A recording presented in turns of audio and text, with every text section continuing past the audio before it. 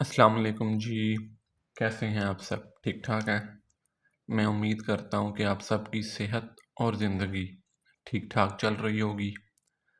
आज की इस वीडियो के अंदर हम रिव्यू एक्सरसाइज 3 का क्वेश्चन नंबर 2 और 3 इन दो क्वेश्चंस का सॉल्यूशन डिस्कस करेंगे। तो चलिए शुरू करते हैं क्वेश्चन नंबर 2 से। अब क्वेश्चन नंबर 2 के अंदर आपको सेट्स दे दिए गए सेट बिल्डर नोटेशन में, और आपने उनको कन्वर्ट करना है और लिखना है टेबुलर फॉर्म में। ठीक है जी, सेट बिल्डर नोटेशन से कन्वर्ट करके लिखना है टेबुलर फॉर्म में। चलिए शुरू करते हैं जी। पहले क्वेश्चन की तरफ चलते हैं। वैल्यू दी हुई है x such that x is equals to 2n and n belongs to capital N, कि x सच दैट x किसके इक्वल है? 2n के इक्वल है, कि उस सेट के जो एलिमेंट्स हैं उनकी शक्ल इस तरीके की होनी चाहिए 2n, और n का जो ताल्लुक है वो किस सेट से है? सेट ऑफ नेचुरल नंबर से। अब आपको पता होगा कि नेचुरल नंबर्स के सेट के अंदर एलिमेंट्स कौन कौन से होते हैं। जो नेचुरल नंबर्स वाला सेट है ये शुरू होता है 1 से, 1 2 3 4 5 6 और ऑनवर्ड्स ऐसे चलता रहता है। ठीक है जी, तो बेसिकली हमने इस n को रिप्लेस करना है। अब देखिएगा जी, 2 पहले n की जगह पे पुट करूँगा मैं 1, फिर n की जगह पे पुट करूँगा 2, फिर n की जगह पे पुट करूँगा 3 और ऑनवर्ड्स ऐसे ही। ठीक है जी, तो इस सेट की जो शक्ल बनेगी वो कुछ इस तरह की बनेगी। पहला एलिमेंट बन जाएगा 2, दूसरा एलिमेंट बनेगा 4, तीसरा एलिमेंट बनेगा 6, चौथा एलिमेंट बनेगा 8 और सो ऑन। ठीक है जी, तो ये सेट बिल्डर नोटेशन से कन्वर्ट कर दिया मैंने किस में? टेबुलर फॉर्म में। ये वाला जो स्टेप है ना, ये वाला, ये जिसको मैं स्टार कर रहा हूँ, ये आप लोगों ने नीट पे नहीं लिखना, ये आपका रफ वर्क है। ठीक है जी, थोड़ा सा बंदे को अंदाज़ा हो जाता है ना कि मैंने सेट बनाना किस तरह से, उसके एलिमेंट्स कौन कौन से आ सकते हैं। तो ये वाली कैलकुलेशन जो है, ये वाली सारी, ये रफ वर्क है, ये नीट का हिस्सा नहीं है। नेक्स्ट देखें जी, नेक्स्ट है हमारे पास x such that x is equals to 2m plus 1। अब सेट की जो शक्ल उसके एलिमेंट्स हैं वो इस तरीके से होनी चाहिए। ठीक है, इसके अंदर भी उसने एक कंडीशन लगा दी, where m belongs to n, set of natural number से। तो इसकी भी तरतीब अभी सेट करते हैं।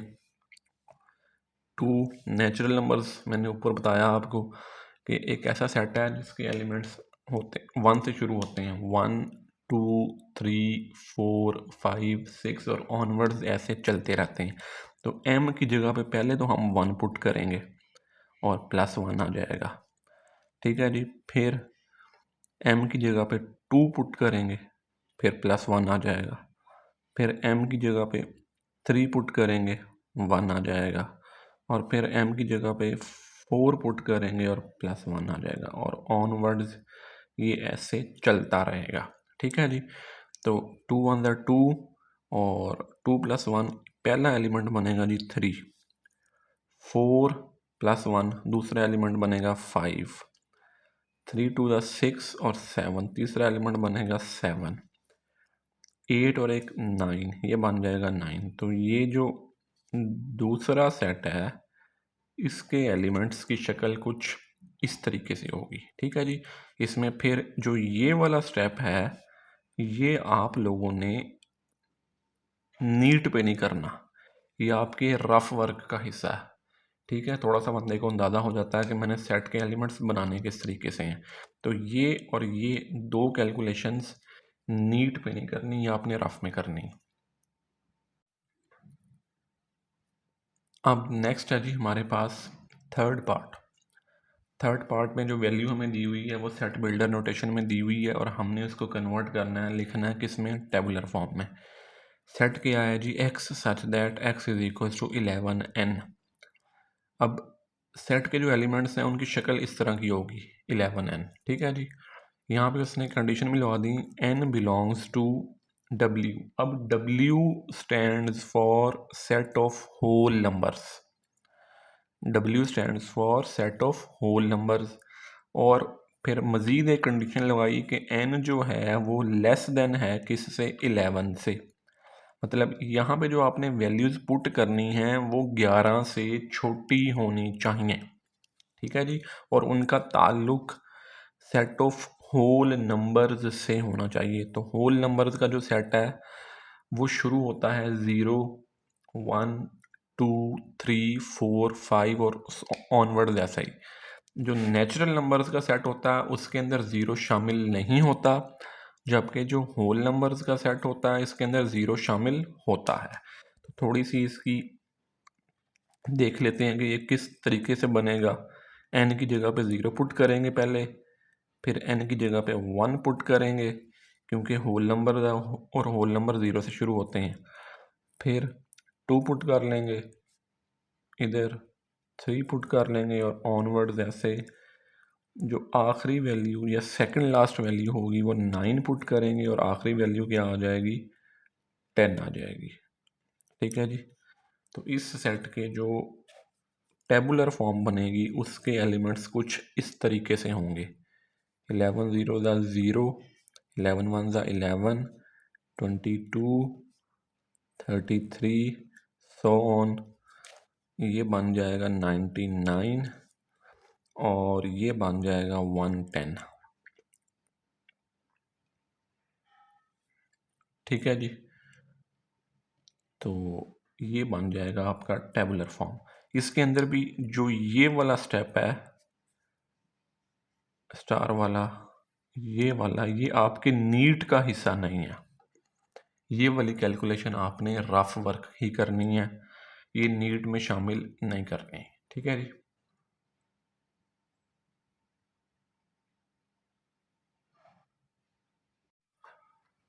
अच्छा जी, अब नेक्स्ट है हमारे पास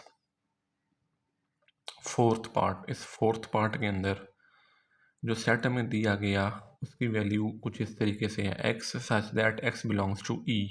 अब e का मतलब होता है सेट ऑफ इवन नंबर्स, वो नंबर्स जो 2 पे डिवाइड हो सकें, 0, 2, 4, 6, 8, 10, 12, इस तरह के नंबर्स, ठीक है जी। और आगे उसने एक कंडीशन भी लगा दी, एंड 4 जो है वो लेस देन है x से और x जो है वो लेस देन है किससे, 6 से। इसका मतलब है कि 4 और 6 के दरमियान में जो भी इवन नंबर है वो लिखें। 4 से बड़ा और 6 से छोटा जो भी इवन नंबर है वो लिखें। तो 4 और 6 के दरमियान में कोई इवन नंबर है ही नहीं, ठीक है। तो ये सेट जब हम इसका टेबुलर फॉर्म बनाएंगे तो ये एम्प्टी सेट आ जाएगा, ठीक है जी। दोबारा सुन लें, उसने कहा था कि 4 से बड़ा और 6 से छोटा कौन सा इवन नंबर है जो है वो इस सेट में लिख दें। तो 4 से बड़ा 6 से छोटा कोई इवन नंबर है ही नहीं। तो जब इवन नंबर है ही नहीं तो हमारा टेबुलर फॉर्म क्या बन जाएगी, एम्प्टी सेट, ठीक है जी। अच्छा जी, नेक्स्ट देखें जी, x such that x belongs to o। अब o का मतलब होता है ऑड नंबर्स, वो नंबर जो 2 पे डिवाइड ना हो सकें, 1, 3, 5, 7, 9, 11, 13, इस तरीके से, ठीक है जी। एंड 5 जो है वो लेस देन और इक्वल्स टू x और x जो है वो लेस देन है किससे, 7 से। मतलब 5 या उससे बड़े और 7 से छोटे ऑड नंबर लिखें। तो इसके अंदर सिर्फ एक एलिमेंट ही आएगा, वो आ जाएगा 5 इटसेल्फ, क्योंकि ये कंडीशन लगी हुई है ना, 5 लेस देन और इक्वल्स टू, 5 या उससे बड़े। मतलब 5 को इंक्लूड करना है, 5 को शामिल करना है। तो जब 5 को शामिल करेंगे तो 5 आ जाएगा। 5 के बाद अगला नंबर आता है 6, वो है इवन नंबर, ऑड नहीं है। और 6 के बाद आता है 7, 7 हमने शामिल नहीं करना क्योंकि इक्वल्स टू का साइन नहीं लगा हुआ, ठीक है जी। तो इसके टेबुलर फॉर्म में सिर्फ एक वैल्यू आएगी, वो क्या बनेगा, 5। नेक्स्ट देखें जी, अब x such that x belongs to q। q का मतलब होता है सेट ऑफ रैशनल नंबर्स और रैशनल नंबर्स मैंने आप लोगों को बताया था कि वो तमाम नंबर होते हैं जिनको हम फ्रैक्शन की फॉर्म में लिख सकें। वो टर्मिनेटिंग भी हो सकते हैं, नॉन टर्मिनेटिंग भी हो सकते हैं, ठीक है, वो रेकरिंग भी हो सकते हैं, वो सारे आ जाते होते हैं इसके अंदर।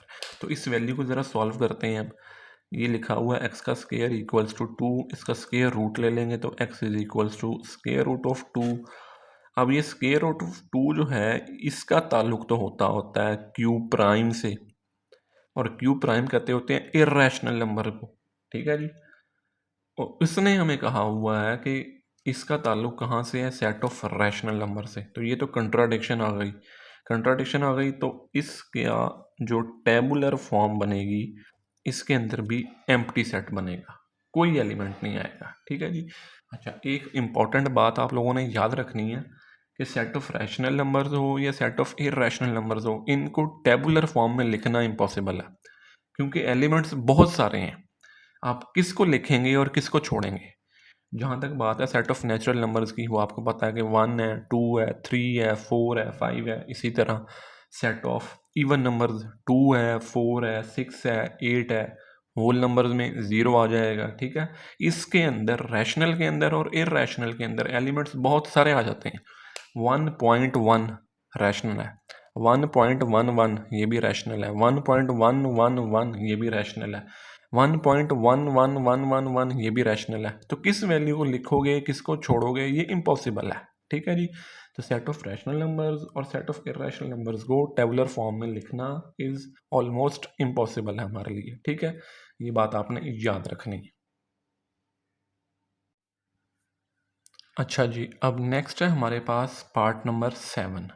अब 7 के अंदर जो सेट दिया हुआ है वो है x such that x belongs to q and x जो है वो इक्वल है -x के। तो ये बड़ी अब इंटरेस्टिंग बात है। इस बात का मतलब ये है कि जो वैल्यू है वो अपने माइनस के इक्वल है। कैसे? मतलब 3 को वो कहना चाह रहा है कि -3 के इक्वल है, ठीक है जी।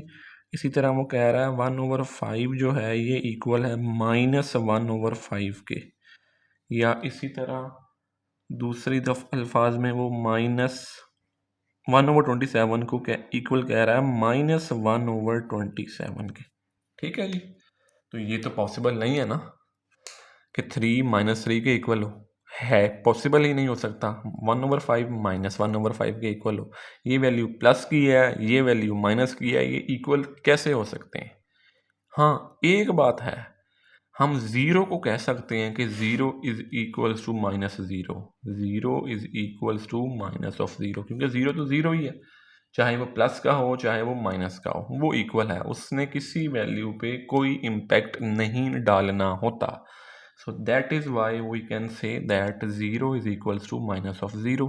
तो एक एलिमेंट हमें ऐसा मिला है जो हम इस सेट के टेबुलर फॉर्म में लिख देंगे, वो क्या है जी, 0, ठीक है जी। अच्छा, दूसरी बात देखें जी, नेक्स्ट अगली वैल्यू है x such that x belongs to r and r का मतलब होता है set of real numbers. x does not belongs to q prime, q prime कहते होते हैं सेट ऑफ इर्रेशनल नंबर्स। अब सबसे पहले तो ये देखें, r इक्वल होता है q union q prime. Q का मतलब सेट ऑफ रैशनल नंबर्स और इसका मतलब सेट ऑफ इर्रेशनल नंबर्स, ठीक है जी। अब वो कह रहा है कि Q प्राइम ना हो, ये वाला हिस्सा ना हो, तो पीछे कौन सी वैल्यू बचती है, वो सिर्फ Q बचता है। तो इसका जो टेबुलर फॉर्म आप लिखेंगे वो सिर्फ Q आ जाएगा, ठीक है जी। अब इसमें वो ब्रैकेट शैकेट डालने की ज़रूरत नहीं है, क्योंकि हमने उसको कैपिटल अल्फ़ाबेट से रिप्रेजेंट कर दिया, तो इसका मतलब कि वो सारा सेट आ जाएगा, बस दैट्स इट। तो ये जी आपका क्वेश्चन नंबर 2 का सॉल्यूशन अपने इख्तिताम को पहुंचा। अब हम चलते हैं क्वेश्चन नंबर 3 की तरफ। अच्छा जी, अब नेक्स्ट है जी हमारे पास क्वेश्चन नंबर 3। अब इस क्वेश्चन के अंदर हमें डिफरेंट सेट्स दे दिए गए, यूनिवर्सल सेट दे दिया गया, सेट ए की एलिमेंट्स दे दिए गए, सेट बी और सेट सी। ठीक है जी। और सबसे पहले पार्ट के अंदर हमें ए का कॉम्प्लीमेंट फाइंड करने को कहा गया। तो ए का कॉम्प्लीमेंट, इसका मतलब होता है u माइनस ए। ठीक है जी। u माइनस ए का मतलब है, सबसे पहले u के एलिमेंट्स लिखेंगे, 4 5 6 7 8 9 और 10 माइनस, फिर हम a के एलिमेंट्स लिख लेंगे, 2 4 6 8 और 10। ठीक है जी। अब u माइनस ए का मतलब ये है कि पहले सेट के वो एलिमेंट जो दूसरे सेट का हिस्सा ना हो। ठीक है जी। मतलब वो पहले सेट में मौजूद हों और दूसरे सेट में मौजूद ना हो। तो ये बन जाएगा u माइनस ए, इसको हम a का कॉम्प्लीमेंट या a प्राइम कहते हैं। ये किसके इक्वल बनेगा जी? 1 इधर है उधर नहीं है, 1 आ जाएगा, 3 आ जाएगा, 5 आ जाएगा, 7 आ जाएगा और 9 आ जाएगा। ठीक है जी। तो ये ए का कॉम्प्लीमेंट फाइंड हो गया जी। अच्छा जी, अब इसके बाद सेकंड पार्ट में बी का कॉम्प्लीमेंट फाइंड करने को कहा गया। तो बिल्कुल उसी तरीके से u माइनस बी लिखेंगे, u की जगह u के एलिमेंट्स आ जाएंगे माइनस, और b की जगह b के एलिमेंट्स आ जाएंगे। अब u माइनस बी का मतलब ये है कि पहले सेट के वो एलिमेंट जो दूसरे सेट का हिस्सा ना हो, इस सेट में मौजूद होने चाहिए और इधर ना हो। तो 1 2 3 4 5 इधर भी है, 1 2 3 4 5 इधर भी है, 6 से ऑनवर्ड्स आगे सारे एलिमेंट्स आ जाएंगे। इसका आंसर बनेगा 6 7 8 9 और 10। ठीक है जी। क्योंकि 6 7 8 9 10 पहले सेट का हिस्सा हैं और दूसरे सेट का हिस्सा नहीं है। तो ये बन जाएगा जी हमारा बी कॉम्प्लीमेंट का फाइनल आंसर।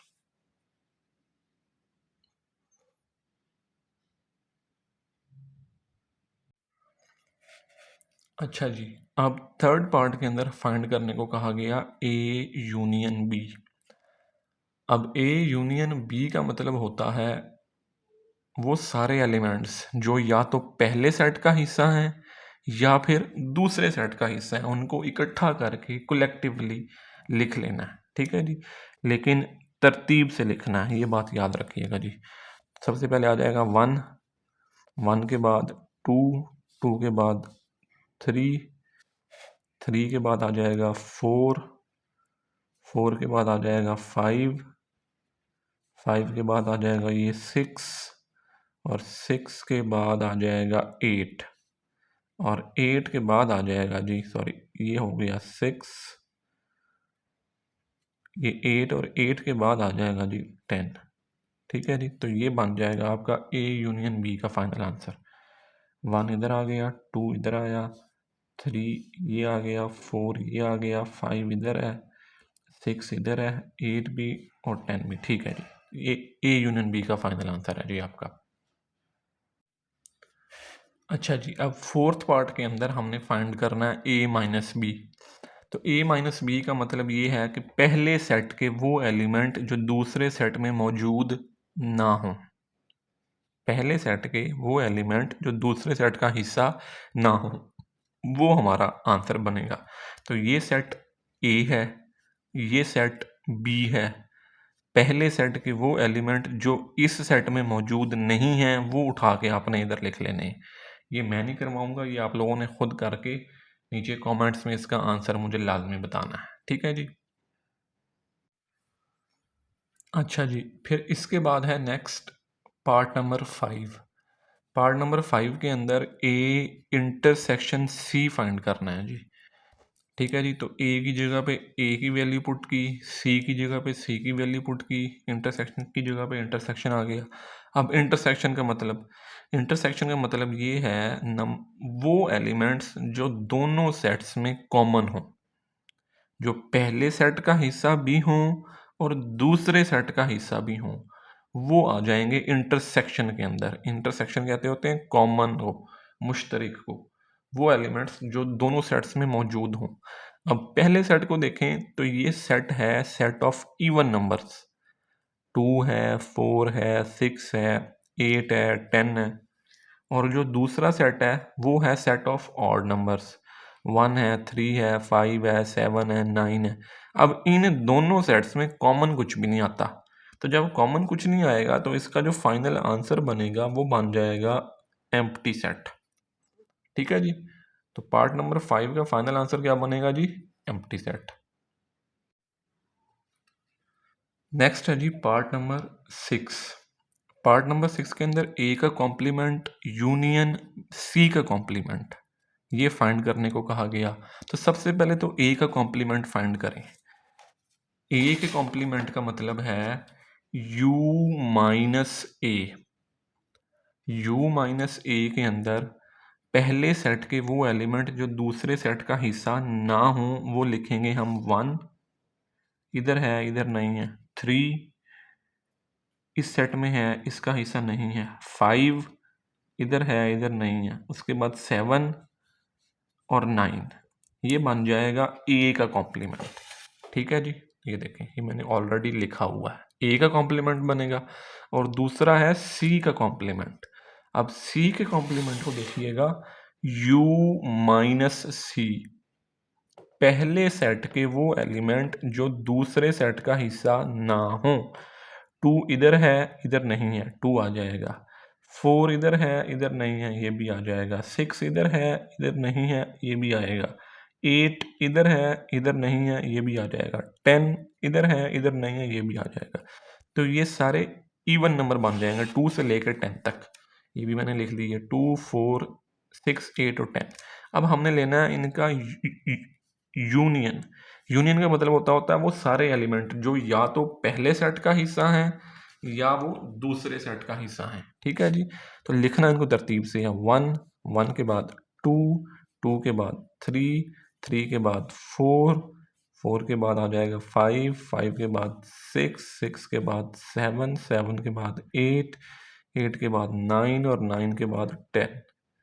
ये आ जाएगा A complement union C complement का फाइनल आंसर। अच्छा जी, अब नेक्स्ट है हमारे पास पार्ट नंबर 7। पार्ट नंबर 7 के अंदर ए कॉम्प्लीमेंट यूनियन सी, ये चीज़ फाइंड करने को कही। तो ए का कॉम्प्लीमेंट तो हम पीछे ऑलरेडी फाइंड करके आए हैं। ए का कॉम्प्लीमेंट था 1, 3, 5, 7, 9। ठीक है जी, तो ए कॉम्प्लीमेंट की जगह पे उसकी वैल्यू लिखेंगे। और सी सिंपल है, और सिंपल सी सेट की वैल्यू भी हमें दी हुई है, वो है 1, 3, 5, 7, 9। ठीक है जी, सी की वैल्यू यहाँ से चूज करेंगे और ए कॉम्प्लीमेंट u माइनस ए से फाइंड कर लेंगे। वो ऑलरेडी हमने फाइंड किया था, मैंने आपको बताया था। ठीक है जी, वो वैल्यू यहाँ से चूज की। अब इन दो सेट्स का हमने यूनियन लेना है, और यूनियन का मतलब होता है सारे एलिमेंट्स जो या तो पहले सेट का हिस्सा है या दूसरे सेट का हिस्सा है। अब ये सेट और ये सेट दोनों एक ही हैं, इनमें कोई डिफरेंस नहीं है, ये दोनों बराबर हैं। ठीक है, तो इसका आंसर भी यही आ जाएगा, 1, 3, 5, 7 और 9। पिछले 2-3 पार्ट्स अगर आपने गौर से समझे होंगे ना, तो आपको अब कैलकुलेशन करने में आसानी रहेगी। ये हैं तो छोटे छोटे से बिल्कुल यूनियन है, इंटरसेक्शन, लेकिन इनकी बेस जिस बच्चे की स्ट्रांग होगी ना, उसकी किसी किस्म की उसकी मिस्टेक नहीं होगी क्वेश्चन को सॉल्व करते हुए। अच्छा जी, अब नेक्स्ट है हमारे पास क्वेश्चन नंबर 3 का आखिरी पार्ट, जिसके अंदर u का कॉम्प्लीमेंट फाइंड करने को कहा हुआ। अब ये बड़ा मजे का है। u कॉम्प्लीमेंट का मतलब है u minus u, same set में से सेम सेट को माइनस करना। तो सेम सेट में से सेम सेट को माइनस करेंगे तो मेरा ख्याल है कि आपको आंसर पता है। वीडियो को इधर ही आप लोग पॉज करें और इसका आंसर निकालें। ठीक है जी, और फिर अपने आंसर को मेरे आंसर से कंपेयर कर लें, तो आपको पता चल जाएगा कि आपकी प्रैक्टिस हो रही है या नहीं, आपको चीज़ों की समझ आ रही है या नहीं आ रही। ये भी सेम है, ये भी सेम है, सेम में से सेम चीज़ माइनस करूँगा तो एक दफ़ा दोबारा इसका जो आंसर आ जाएगा वो आ जाएगा जी एम्प्टी सेट। ठीक है जी, जब दोनों सेट्स सेम हो और उनको माइनस किया जाए तो उसका आंसर क्या आएगा जी? एम्प्टी सेट आएगा। तो ये आपका क्वेश्चन नंबर 3 भी अपने इख्तिताम को पहुंचा। मैं रिक्वेस्ट करूंगा उन सब लोगों से जो ये वीडियो देखते हैं कि इस वीडियो को 9th क्लास के बच्चों के साथ लाजमी शेयर करें, उनको कहें, उनको दिखाएं, ताकि उनके लिए आसानी पैदा हो सके। बहुत शुक्रिया जी। अल्लाह हाफिज़।